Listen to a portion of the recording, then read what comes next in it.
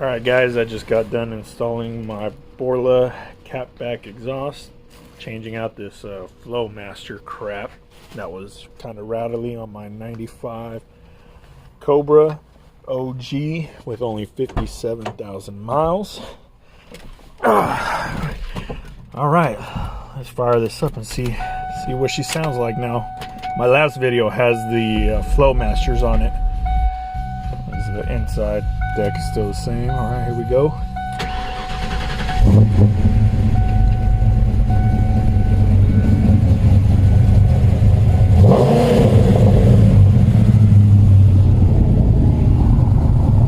That's not the oil on the car.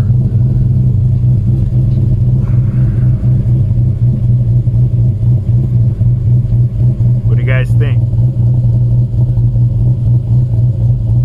Comments and let me know.